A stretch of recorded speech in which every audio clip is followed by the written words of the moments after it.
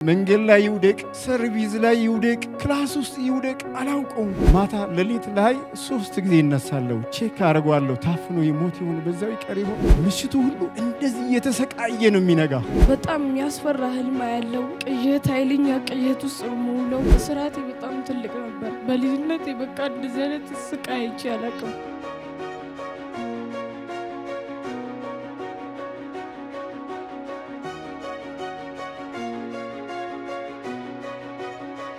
ስሜ ገረመው አለሙ እባላለሁኝ። ጎኔ ላይ ያለው ልጄ ነው። መርሲሞይ ገረመው ይባላል። የመጣ ነው ከሰበታ ወይም ሰበታ ለማታውቁ ከፒያሳ ሴንተር 26 ኪሎ ሜትር ላይ ርቀት ላይ የምትገኝ ከተማ ነች። የመጣንበት ክብር ለጌታ ይሁን። ኢየሱስ ለዘላለም ጌታ ነው። ቃላቶች የሉኝም፣ መናገር እጅግ ይከብደኛል። ግን ክብር ለኢየሱስ ይሁን። ኢየሱስ ለዘላለም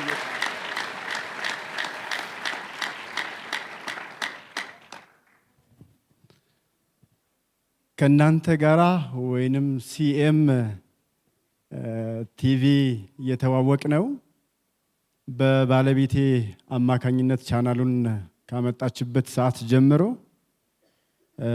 እዚህ ያሉትን አገልጋዮች በሙሉ ጥራ ብትሉኝ እያንዳንዳቸውን አውቃለሁኝ። ክብር ለኢየሱስ ይሁን። ምክንያቱም ፋሚሊየር ሆነናል። እኛ በል ብትሉኝ ነቢይ ብሩክ ከልጅነቱ ጀምሮ አውቀዋለሁ። ከዛ ጀምሮ እስቲል ከእናንተ ጋራ እኛ ቤተሰብ ነን። ቤተሰባችንን ያቆራኘው ደግሞ የእግዚአብሔር ኃይል፣ የእግዚአብሔር ቃል፣ እውነተኛው የእግዚአብሔር መንፈስ ነው። በሰበታ ሆነን ይህንን ቻናል ባለቤቴ ካመጣችበት ሰዓት ጀምሮ ጸሎት ካለ እኛ ቤት ጸሎት ነው። በቲቪው አማካኝነት የመንፈስ ቅዱስ ሙላት አርብ ምሽት የሚባለው ኦንላይን ቢሮ ከሆነች ባለቤቴ ቢሮ ነው የምትከታተለው። ስቲል ናው አሁን ላይቭ እየተከታተለችን ነው። መምጣት አልቻለችም። በጣም ይቅርታ ብላለች። መገኘት ነበረባት፣ ምክንያቱም የሷ ውጤት ነበርና። ክብር ለኢየሱስ ይሁን።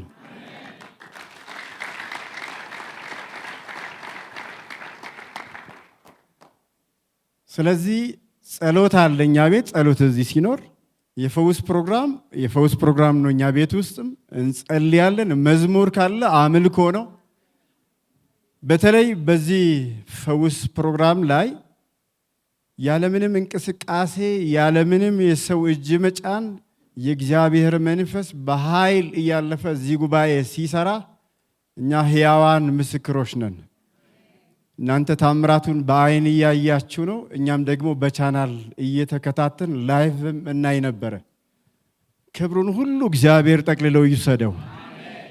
በእናንተ ላይ፣ በነቢያት ላይ፣ በፓስተሮች ላይ ክብር ያስቀመጠው ጌታ ለዘላለም የተባረከ ይሁን። እንግዲህ በዚህ አይነት ሁኔታ ውስጥ ያለው አንድ ቀን አንድ ነገር ወሰን። ከመወሰናችን በፊት ይህንን ቻናል እያየን ልጄ በህመም ውስጥ ነው ያለው። ህመሙ ምንድነው? እንዲሁ በቃላት ዘርዝሬ የማልፈው አይደለም። መቼ ጀመረ ብትሉ 3 ዓመት።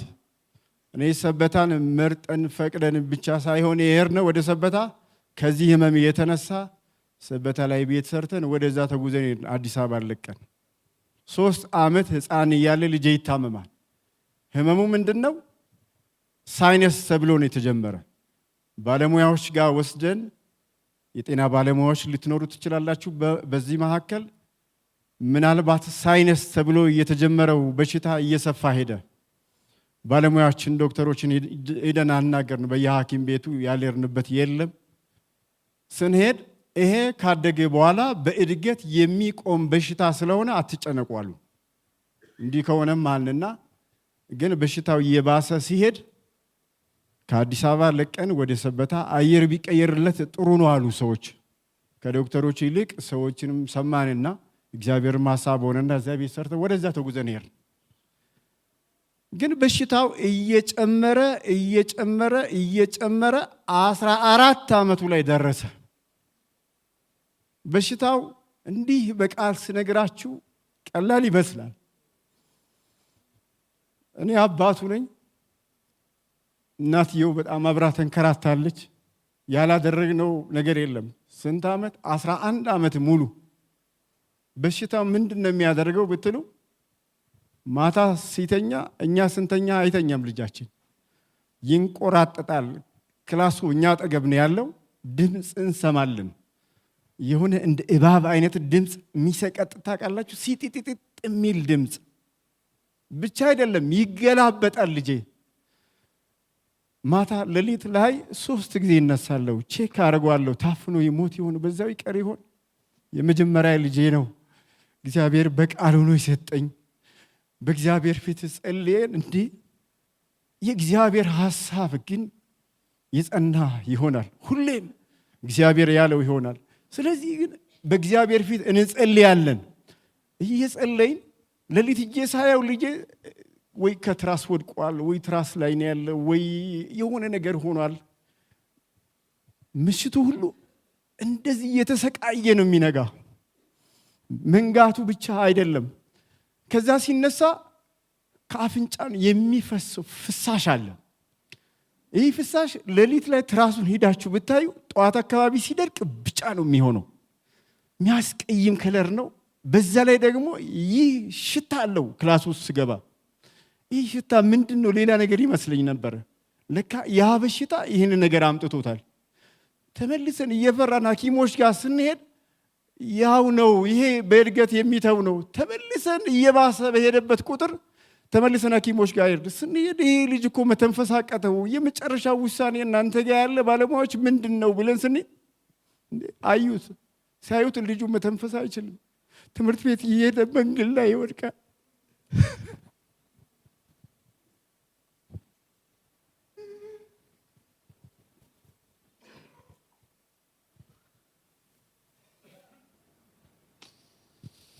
ኢየሱስ ያድናል። በዚህ አይነት ሁኔታ ያለን ልጄ ከልጆች አይደባልቅም። ልጄ ኳስ እንደ ልጆች አይጫወትም። ልጄ እንደፈለገ መተንፈስ አይችልም። ዶክተሮቹ ጋር የመጨረሻ ውሳኔ እናንተ ጋር ስንል ኦክሲጂን ሰጡት። ኦክሲጂን በዚህ ዕድሜ ያለ ሰው ሁሉ አይቶት፣ በዚህ ዕድሜ እንዴት ኦክሲጂን ቦርሳ ውስጥ አስቀምጦ ነው ትምህርት ቤት የሚሄደው? ልጄ መንገድ ላይ ይውደቅ፣ ሰርቪስ ላይ ይውደቅ፣ ክላስ ውስጥ ይውደቅ፣ አላውቀውም። እየጸና ሄደ። ስለዚህ ይሄንንም ነገር ምን እናድርግ ብለን ባየንበት ሰዓት እግዚአብሔር በዚህ ሚዲያ ከተፍ አለልኝ። ኧረ ኢየሱስ ጌታ ነው።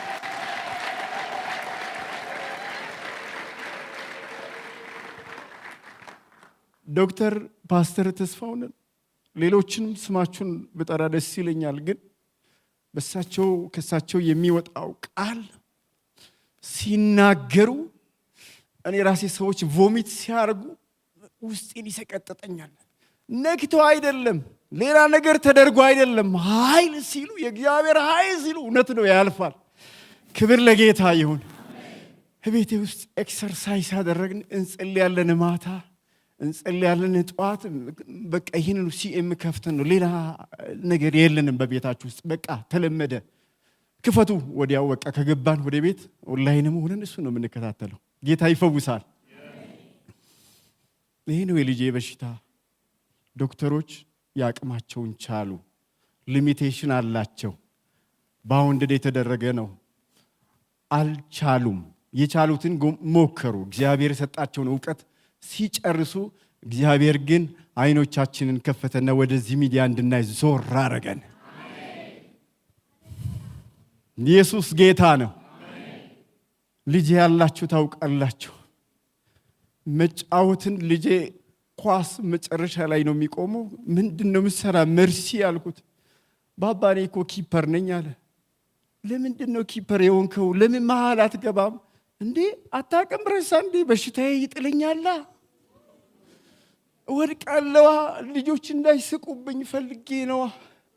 አይሮጥም፣ ስፖርት አይሰራም፣ ትምህርት ቤት ሲሄድ አይሰራም፣ ሰፈር ላይ አይሰራም። እኔ እንቅስቃሴ ያደርጋለሁ። አንዳንድ ጊዜ ስፖርት ዳግታለኝ አካባቢ ወጣ ብዬ ልሮጥ ስል ዞር ብዬ ሳየው ከኋላ ይከተለኛል። መርሲ ብዬ ስል ባቅጣ ቻው ባባ ሂድ በቃ ይለኛል። እኔ ኤክሰርሳይዝ አድርጌ ሰርቼ ስፖርት ተመልሼ ስመጣ ቤት ውስጥ ልጄ ስፖርት መስራት እየፈለገ በዚህ ዕድሜው ታስሯል። ለስራቱ ግን መፈታት የሚሆን መድኃኒት እዚህ ተገኘ። ኧረ ኢየሱስ ጌታ ነው። ክብር ለጌታ ይሁን። ኧረ ኢየሱስ ጌታ ነው።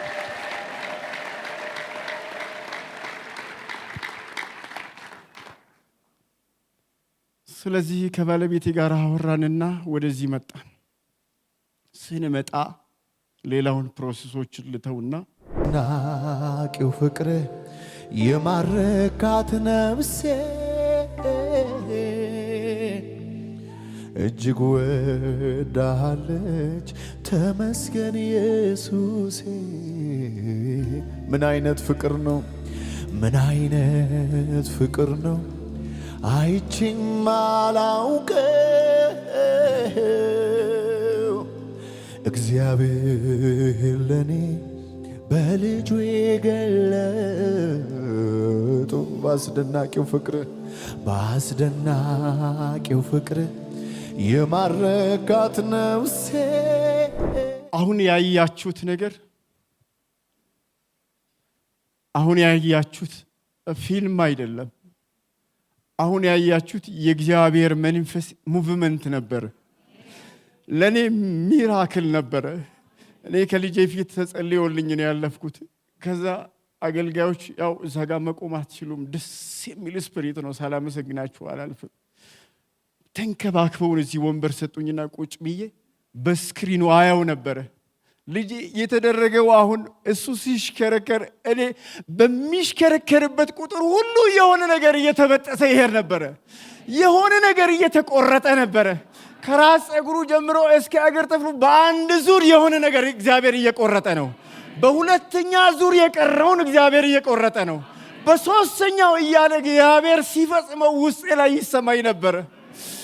ልጄ ከዛ ከወደቀ በኋላ እግዚአብሔር ሰው ጸልዮለት ወደ እኔ መጣ። እኔ ፊት ለፊት እዚህ ጋር ቁጭ ብያለሁ። ወንበር ተሰጥቶኝ ባባ አለኝ። ያው ለምን ጥለኝ መጣ? የሆነውን ነገር አውቃል አለኝ። አዎ ከአባት ከስጋ የሚበልጥ ለአባት አስረክቤ መጣሁኝ አልኩት። ኧረ ኢየሱስ ጌታ ነው።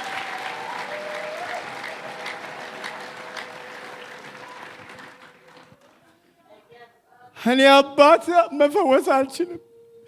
እኔና እናቱም እኔ የምናደርገውን አቅማችን የቻለውን ሁሉ አሟጠን አደረግን። ጌታ ግን ከሰማይ አየ። 11 ዓመት ልጄ የታሰረበትን የናዝሬቱ ጌታ ሲመጣ የ11 ዓመት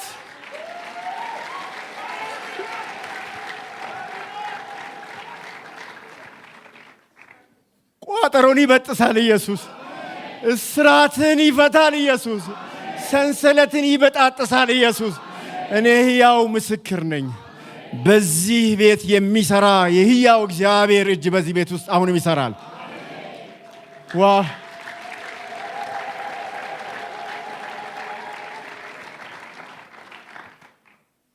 አሁንስ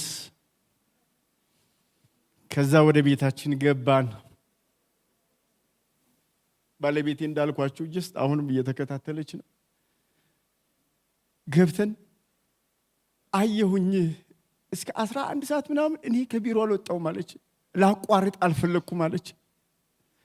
ከዚህ ለጋራ ከሄድ ኦፊስ 12 ሰዓት አካባቢ እንደዛ ነው የወጣችው ወደ ቤቷ ሰበታ ለመግባት። ይህንን እየተከታተለች ከልጄ የሚበልጥ የለም እግዚአብሔር ልጄንና ባለቤቴን አግኝቷል ብዬ እዛ ሳመሰግን ነበር አለች። ኢየሱስ ጌታ ነው።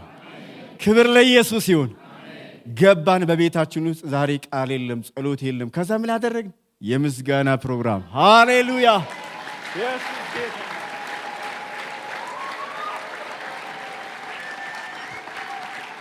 የምስጋና ነዶአችንን ይዘን በናዝሬቱ ጌታ ፊት ማሸብሸብ እስከ 7 ሰዓት። ኧረ ኢየሱስ ጌታ ነው። ለጌታ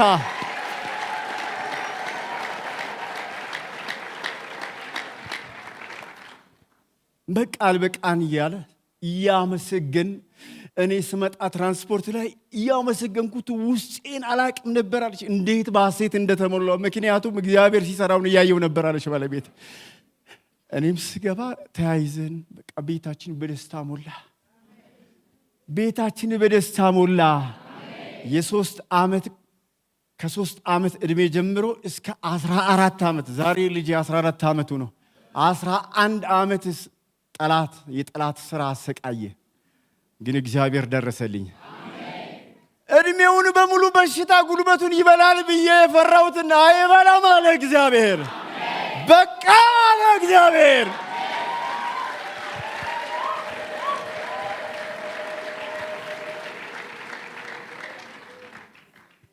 አብርሃምን እግዚአብሔር በፊት የተመላለስ አይደል ያለው? ጌታ በፊት ተመላልሰን አላጣንም።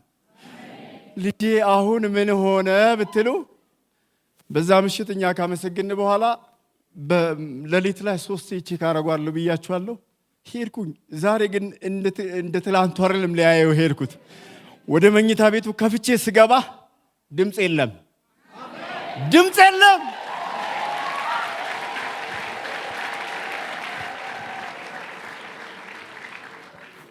እንደ እባብ ሲጥጥጥ የሚል ድምፅ የለም። 2 ሄድኩና በ3ኛው ላይ ነው መርሲ ሞይ ስለው አቤት አለ። ድሮ ነው የሚለው እንቅልፉን ስላልጠገበ። ዛሬ ግን መርሲ ሞይ ስለው አቤት አለና ብድግ አለ። ምን ነው ባባ አለ። እንዴት ነው በሽታ ስለው እስከ ዛሬ ያልተኛሁትን እንቅልፍ ተኝቼ አደርኩኝ አለ።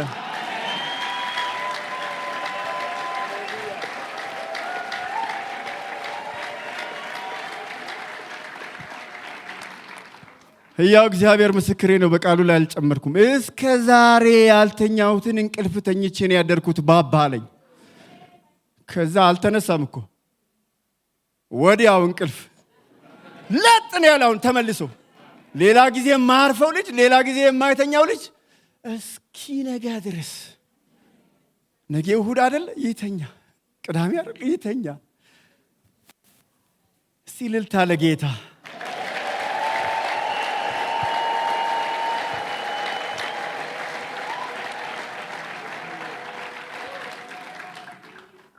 ክብር ለጌታ ይሁን። የማያደርጋቸው ነገሮች ብዬ ካልኳችሁ መካከል እኛን ተደብቆ ቼክ ያደረገውን ልንገራችሁ። ልጄ ስፖርት አይሰራም ብያችኋለሁ። በቀዝቃዛ ውሃ አይታጠብም ብያችኋለሁ። ምክንያቱም ሲነሳበት ፈሳሽ ይወርዳል። ጧት ራሱ ሲነቃ ቁርሱን ሊበላ ሲል እንደ ልጆች ፊቱን ታጥቡ ሳይሆን በፎጣ ጠራርጎ ነው የሚሄደው። ዛሬ ግን እኔና ባለቤቴ ሌላ መኝታ ቤታችን ውስጥ ነበርና እኔ የማደርገውን ስፖርት ዳገቱን ወጥቶ ሃሌሉያ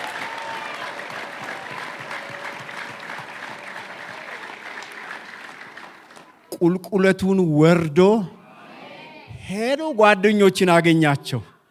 እንደ ትላንትናው ጥበቃ የለም፣ ዘበኛ የለም።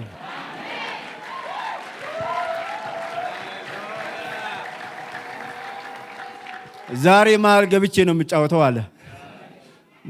በቃ ዛሬ መሃል ገብቼ ነው የምጫወተው አለ። ልጆችም ተደንቀውበታል። ተጫውቶ የማያውቀው ለ14 ዓመት ብሎክ የተደረገውን እግዚአብሔር ሲከፍተው ልጁ ይገባ። ተጫውቶ ጠግቦ እኛ ላየነውም። አሁንም ሻወር ገባ። እሱ አይደል የቀረው? ታጥቦ ነጽቶ ባባ እማ አለ። አቤት ስንለው የለም።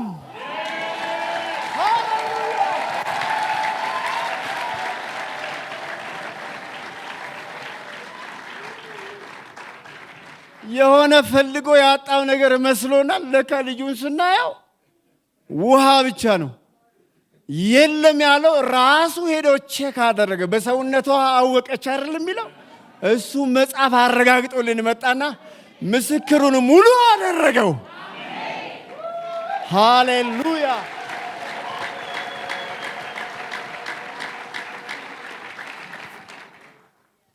ምን የለም። ምንድን ነው የሌለው? በሽታ የለም። ያረኩትን ልንገራችሁ። ስፖርት ባባ አንተ አልወጣም፣ እኔ ወጥቻለሁ። ዛሬ ዳገቱን ወጣ፣ ቁልቁለቱን ወረድኩ፣ ስፖርት ሰደኩ፣ አስተጫውቼ መጣው፣ ሻወርም ገባው፣ ጨረስኩኝ። ታዲያ ከዚህ በላይ ምን አለ? እስቲ ምንድን ነው? ይኸው የለም የለም።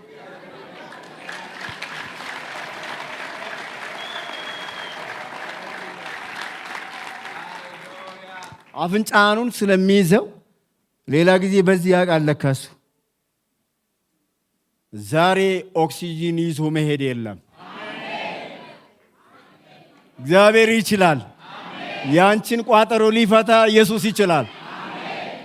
የመርሲን ከቻለ ከዛ በላይም ይችላል ኢየሱስ። መቃ ሐኪም ቤት ሂዳችኋል ብትሉ ሐኪም ቤቶቹ ራሳቸው ግራ ገብቷቸዋልና ከዚህ የሚበልጥ ፈውስ በሰውነት ከማረጋገጥ ምንም የለም። ኢየሱስ ያድናል። ክብር ለጌታ ይሁን። እጅግ አመሰግናችኋለሁ። በዚህ አገልግሎት ውስጥ ያላችሁ አስተናጋጆች በክብር የተነካችሁ ሰዎች ናችሁ። ካሜራማኖች አይደለም፣ እዚህ ጀርባ ላይ ያሉ መሳሪያ የሚጫወቱ ልጆች በሙሉ ያቺት ንግሥት ምንድነው ያለችው ሰለሞንን? ያ ቃል ነው እዚህ ቤት ውስጥ ያለውት። በጆሮዬ መስማት ሰምቼ ነበረ፣ ግን አሁን ያየሁት ግን የባሰ ነው። እናንተ ጋር ያለ ክብር ትልቅ ነው። አታቅልሉት፣ በጣም ትልቅ ነው። በዚህ ጉባኤ ውስጥ እግዚአብሔር ታምራትን አድርጓል፣ እያደረገም ነው፣ ገናም ያደርጋል። የሆነልኝ ይሄ ነው። ክብሩን ለእግዚአብሔር አምጡት።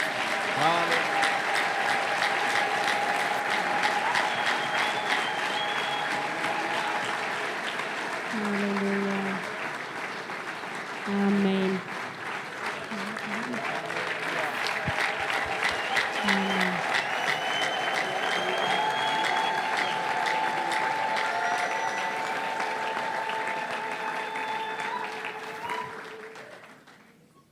ፈጎስ ኢዮስ ታተኒ ሚዲያ ሲኤም ከኖርዶፍተን ክርስቲያኖታ ሁንዱምቱ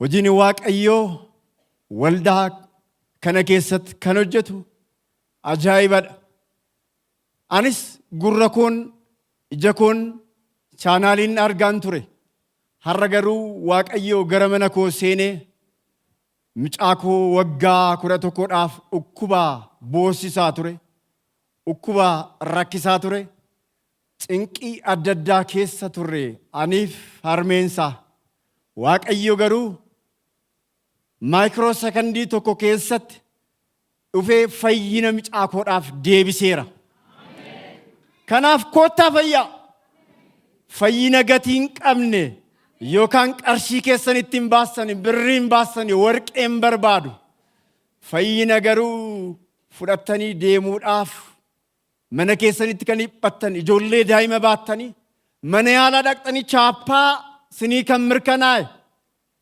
sukkaara kan qabdan giffiitii kan qabdan maqaasaa kan hin waamne ukkuba adda addaa kan qabdan dhugaa waaqa jiraataan sinitti hima warri ilaalaa jirtan warri dhagaa jirtan mana kanatti fayyinni waaqayyo ariifataadha jarjaraadha harki waaqayyo iddoo kanatti sin argataa koottaa gooftaan koo yesuus sinaa eebbisu eebbifamaa.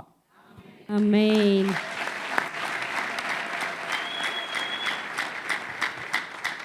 አሜን። እሺ ስሜ መርሲሞ የገረመው እባላለሁ።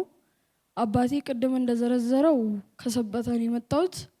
ከልጅነቴ ጀምሮ ያሰቃየኝ የነበረው አስም ነው። እንደ ልጆች ወጥቼ በስርዓት ተጮቼ አልገባም። ይሄ ሌሊት በጣም ስራት ነበር። ለእናንተ ሊገርማችሁ ይችላል።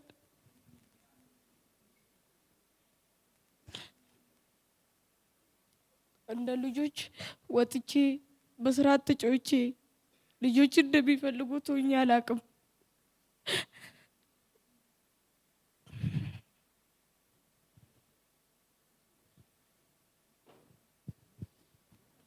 እንዲህ የሚያደርገኝ ስራቴን ሳስታውስ ነው። ስራቴ በጣም ትልቅ ነበር። በልጅነቴ በቃ እንደዚህ አይነት ስቃይ አይቼ አላቅም። ጌታ ግን አንድ ቀን ይሄ ተፈጸመ አለኝ።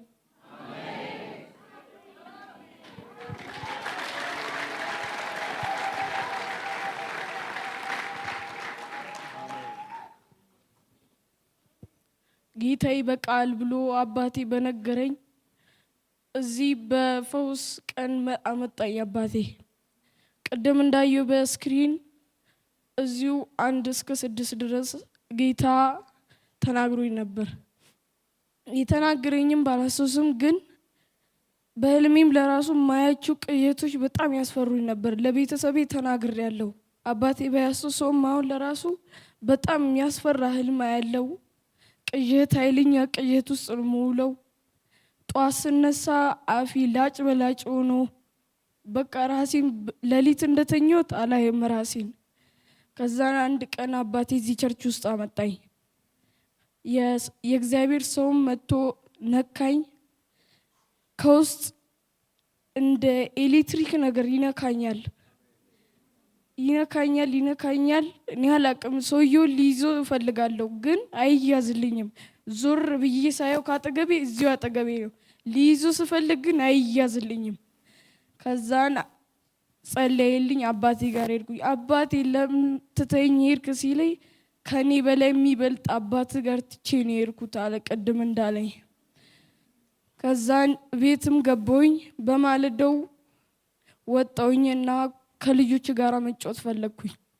ከሱ በፊት ግን የሆነ ተራራ አለ አባቴ ሮጦ የሚወጣበት ተራራ። እዛ ወጥቼ ወረድኩኝ። ምንም ድካም አልተሰማኝም። እንደ ድንገት ጓደኞቼንም አገኘኝ። ከዛም ኳሴ ተጫውቼም ገባሁኝ። ግን ሙቀቱ ድካም ምንም ነገር አልተሰማኝም። በዛ ሙቀት ሻወር ገባሁኝ። አባቴ ጋር ሄድኩኝና አባባ የለም ህመሜ አልኩት። አባቴም በእልልታ ተቀበለኝ። ዓርብ ዕለት በዚህ ማታ ከዚህ በኋላ ስንገባ ወደ ቤት በእልልታ ጌታን ስናመሰግን ነበር። ጌታ ይበቃል ብሎኛል። እናንተ ትንሽ ሊመስላችሁ ይችላል፣ ለእኔ ግን ከትልቅ እስራት ነው የወጣሁት።